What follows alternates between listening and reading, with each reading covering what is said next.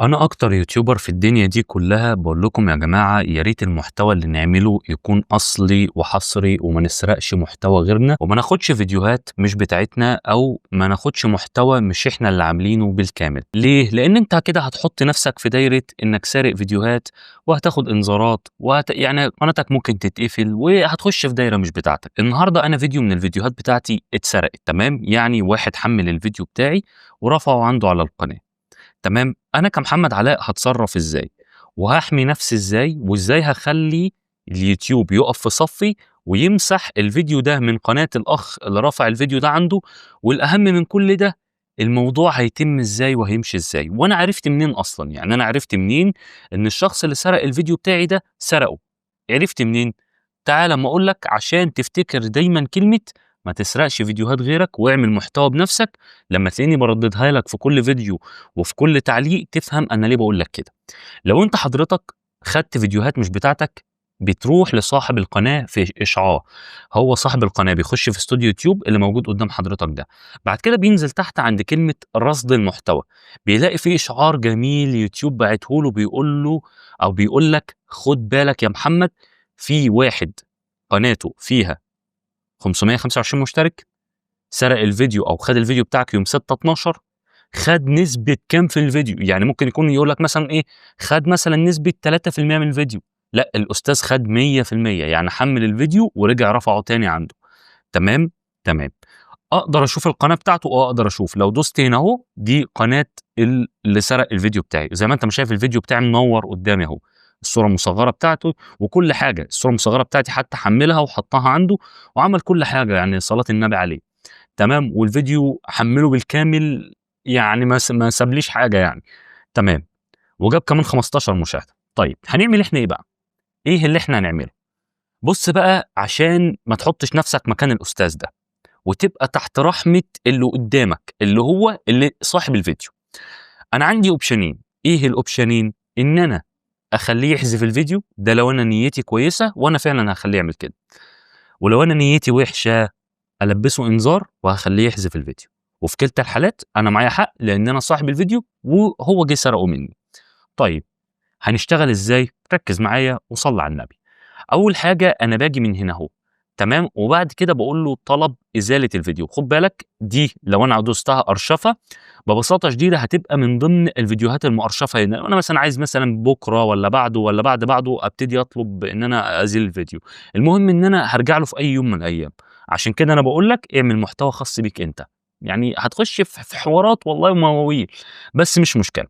هتيجي من هنا أهو، بعد كده تقوم دايس على طلب إزالة الفيديو، وبرضه علامة الرسالة دي معناها إن أنت ممكن تقدر تتواصل مع صاحب القناة تقول له احذفه، بس أنا مش هاعمل كده لإن أنا مش عايز أتكلم، أنا عايز أخلّي يوتيوب يخلّيه يحذفه على طول. هنعمل بقى إيه، هنقول طلب إزالة الفيديو، تمام، تمام. أول حاجة ببساطة شديدة ده أول واجهة بتقابلك، ركّز معايا بقى الواجهة دي بسيطة جدًا. في البداية خالص يوتيوب بيقول لك المحتوى الذي ينتهك حقوق الطبع والنشر. اللي هو ده، اللي هو ده، تمام، ده الفيديو اللي اتسرق، بس هنا على الجنب ده الفيديو الأصلي بتاعي، تمام، تمام، يبقى الفيديو الأصلي بيبقى من ناحية الشمال وبيبقى اسمه محتوى خاص بيه، ومن ناحية اليمين بيبقى الفيديو اللي اتسرق أو الفيديو المسروق. طيب ده كده أنت عرفت أول قايمة بتبقى معناها إيه، تاني قايمة بقى دي اللي إحنا بنشتغل فيها صح. أول حاجة حضرتك بنقول له الطرف المعني بتكتب أنا شخصيًا، عشان إحنا أشخاص مش شركات. بعد كده بتكتب اسمك الرباعي اللي موجود على بطاقة الهوية. أنا كمحمد علاء كاتب اسمي اللي موجود على بطاقة الهوية. بعد كده بتكتب رقم التليفون بتاع حضرتك. طبعًا الحاجات دي مكتوبة أوتوماتيك لإن أنا في الأساس في كذا حد قبل كده سرق فيديوهات من عندي، فأنا عملت طلب إزالة، فهو يوتيوب مع المعلومات دي أوتوماتيك. بعد كده حضرتك بيبقى عنوان البريد الإلكتروني، وده بيبقى مكتوب أوتوماتيك وده عنوان الجيميل بتاع القناة بتاعتك.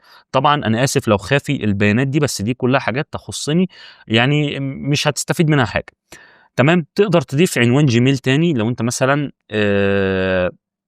حابب إن أنت مثلًا تحط Gmail تاني براحتك، يعني دي حاجة ترجع لك يعني، تمام، بعد كده ببساطة شديدة بيقول لك إيه العلاقة بالمحتوى المحمي بحقوق الطبع والنشر، أنت علاقتك إيه بالفيديو ده؟ هاقول ممكن مثلًا تكتب المالك بتاع الفيديو أو مالك الفيديو، سميها زي ما تسميها، مالك الفيديو أو صاحب الفيديو مثلًا، صاحب الفيديو الأساسي مثلًا. يعني أنا صاحب الفيديو الأساسي أو مالك الفيديو الأساسي.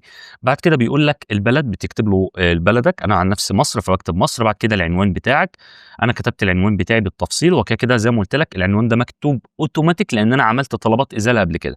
بس أنت هتكتب عنوان الشارع، تكتب المدينة بتاعتك، وتكتب الولاية اللي هي يعني إيه. يعني أنت مثلًا لو في القاهرة، إحنا طبعًا القاهرة عندنا بتبقى المرج، حدائق حلوان، وادي حوف. أنت بتكتب الحتة الصغيرة في المحافظة الكبيرة. أنت فاهم الفكرة وما فيها؟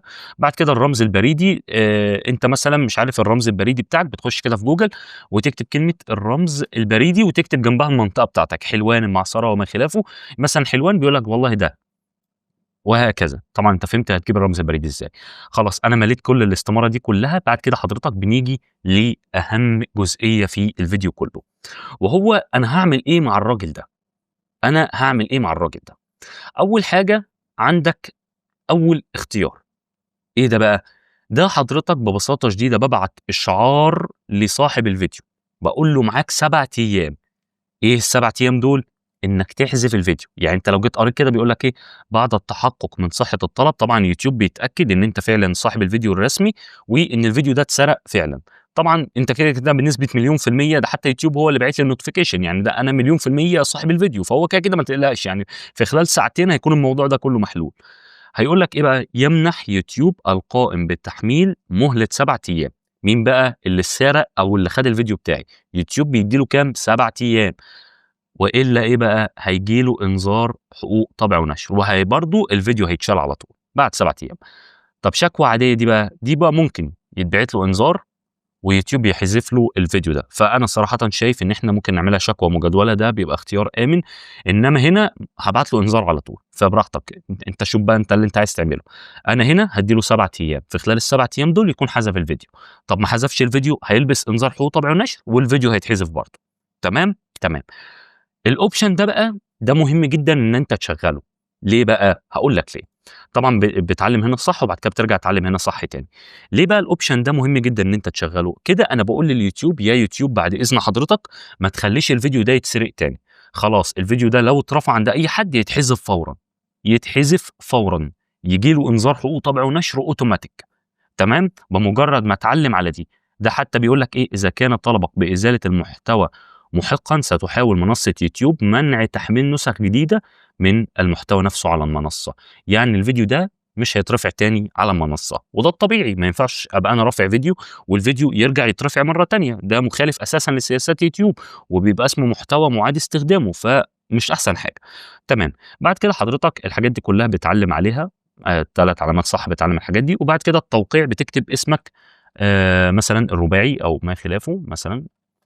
ممكن بيقول لك احرص على أن يتضمن توقيعك اسمك القانوني الكامل، الاسم واسم العائلة زي ما هو موجود في البطاقة. أنا عن نفسي هاكتب الاسم الرباعي زي برضه اللي موجود في البطاقة. تمام. بعد كده أهو بعد ما أخلّص الليلة دي كلها أقوم عامل إرسال. بمجرد ما هاعمل إرسال ركّز يوتيوب هيعمل إيه. زي ما أنت ما شايف الطلب اللي كان هنا خلاص اتشال وبقى موجود في طلبات إزالة المحتوى، بس بيبقى مكتوب عليه قيد المعالجة. طبعًا هو لمّا بيكون قيد المعالجة النقطة دي بتكون رمادي. طب إمتى دي بيخضر وبيقول لك خلاص بقى إحنا في انتظار، تقريبًا في حدود ساعتين 3 ساعات بيكونوا بعتوا إشعار لصاحب القناة دي، بعد إذنك احذف الفيديو. لا إما في خلال 7 أيام أو بعد 7 أيام يوتيوب هيحذف الفيديو بنفسه وهيلبّسك إنذار حقوق طبع ونشر. ومش عايز أقول لك إنذار في التاني، في التالت قناتك دي مع السلامة كانت ذكريات. فيا جماعة بعد إذنكم بلاش نسرق فيديوهات غيرنا، بلاش ناخد محتوى مش بتاعنا، بلاش تاخد فيديوهات أنت ما تعبتش فيها وأنت ما عملتهاش. تمام. عشان أنا دايمًا ضد فكرة إن أنت تقول لي أصل هاخد مثلًا حتة من فيديو وحتتين من فيديو، وهاخد مثلًا حتة من قعر الفيديو وحتة من السطح بتاع الفيديو.